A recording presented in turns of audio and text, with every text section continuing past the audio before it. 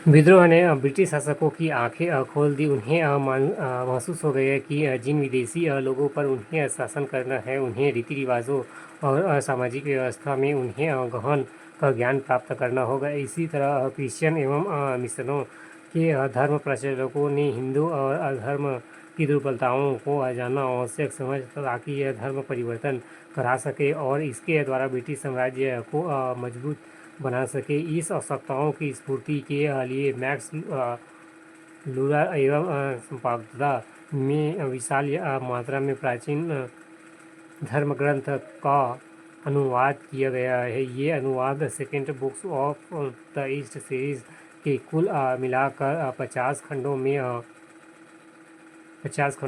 जिनमें से कई खंडों के अनेक भाग भी हैं प्रकाशित हुए। यही इस सीरीज में कुछ चीनी और ईरानी ग्रंथ भी शामिल किए गए हैं, पर वास्तव में प्राचीन भारतीय धर्म ग्रंथ ही प्रमुख है।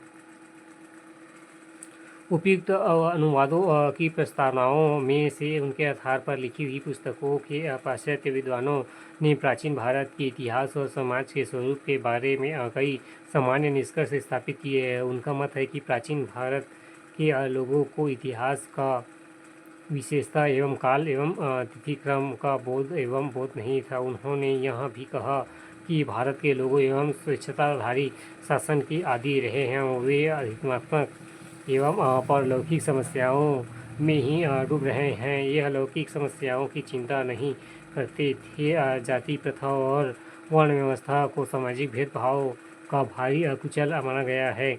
पाश्चात्य विद्वानों ने दृढ़तापूर्वक कहा कि भारतवासियों को न तो राष्ट्रीय भावना की एहसास था, न किसी प्रकार की स्वशासन का अनुभव। ऐसे बहुत सारे निष्कर्ष विंसेंट था। स्मिथ सन 1843 से 1920 की पुस्तक अली हिस्ट्री ऑफ इंडिया प्रकाशित है। उन्होंने प्राचीन भारत का यह पहला सुव्यवस्थित इतिहास 1904 में तैयार किया है। उन्होंने यह पुस्तक उपलब्ध स्रोतों के गहन अध्ययन के आधार पर लिखी है और राजनीतिक इतिहास की प्रधानता दी है।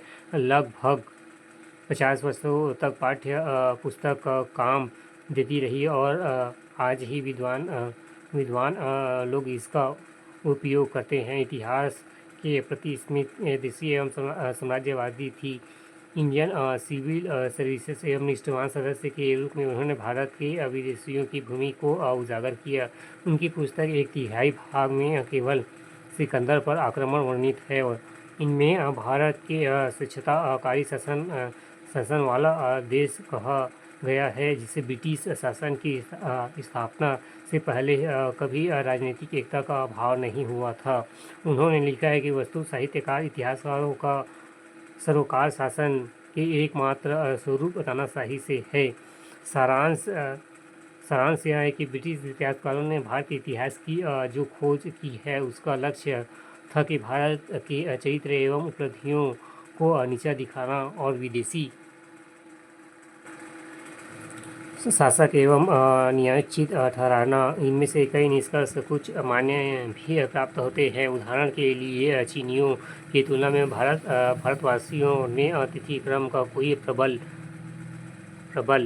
बोध नहीं दिखाया है। हालांकि आरंभिक अवस्था में कुछ महत्वपूर्ण घटनाओं का काल निर्देश एवं गौतम बुद्ध की मृत्यु से किया हुआ मिलता है। फिर भी इन इतिहासकारों द्वारा प्रतिपादित निष्कर्ष या तो भ्रम है या युक्तियुक्तपूर्ण। ऐसे निष्कर्ष तो ब्रिटिश तानाशाही को कायम रखते हैं और अच्छी प्रचार सामग्री का काम दे सकते हैं। भारत में एक छत्र या एक अधिकारी शासन की परंपरा थी, ऐसा कहकर उन्होंने उनकी शासन पद्धति को अनिश्चित ठहराया, जिसमें सभी शक्तियाँ वायसराय के हाथों में रहती थी। इसी तरह यदि भारत के लोग केवल परलोक की समस्याओं में डूबे रहते थे तो उनके यह लौकिक जीवन में देखभाल ब्रिटिश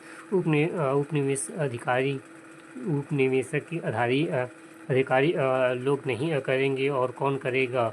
भारतवासी जिन्हें अतीत में स्वशासन का भी अनुभव ही नहीं रहा, भला वर्तमान काल में अपना शासन आप कैसे कर पाएंगे। ऐसे सभी निष्कर्षों के भीतर नियत यही दिखाना था कि भारतवासी अपना शासन आप करने में असमर्थ हैं।